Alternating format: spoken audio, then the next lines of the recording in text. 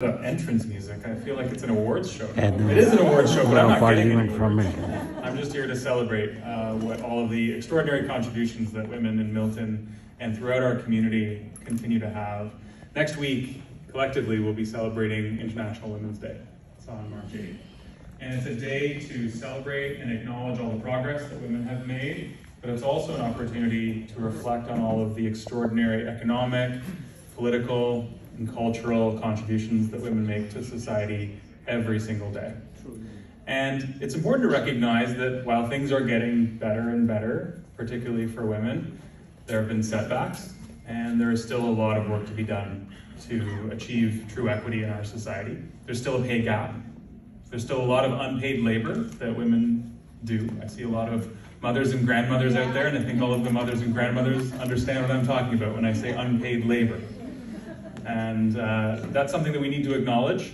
And I'm tremendously proud to be part of a feminist government that not only acknowledges some of those challenges, but has looked them straight in the eye and said enough is enough. We're going to do something to change this. Things like childcare ought to be affordable for families. There are other extraordinary things that I think this government's been really good on, in particular making sure that there are the same number of men and women at the cabinet table in our government. And you know what? Some people might say that'll have a very small impact on the world, but Canada always leads by example. And did you know that in the United States, they now also have a gender-balanced cabinet? It's extraordinary to think that the most powerful country in the world took their lead from women in Canada. That's something I think is worth applauding. Women in Canada have an extraordinary impact on the world for a lot of reasons, but it's also because they look like the world, because they represent the world.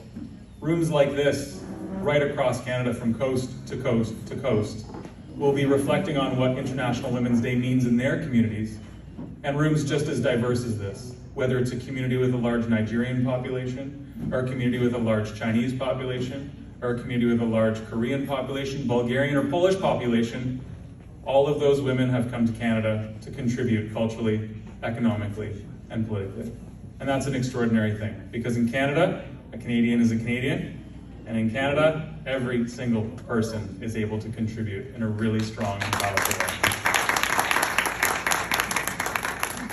So I'd like to thank Kanwal for bringing us together. Thank you so, so much for bringing us together, as you always do. And thank you to our MC, Waseem. Thank you for leading us off and bringing us forward. I also want to acknowledge that in Milton, we have taken another step towards gender parity, because now there are 3 women out of 9 in our council, and we have more steps to go to make sure that leadership in Canada is reflective as the diversity of our society. But Milton is an extraordinary place to live, work, and play. So I want to thank everybody here for making it that way, because it is you who is building our community. So thank you very much. And to Kanwal, if I could, I have a certificate for you and a little letter from my office. And it seems like every couple of months I get to congratulate you on another fantastic step.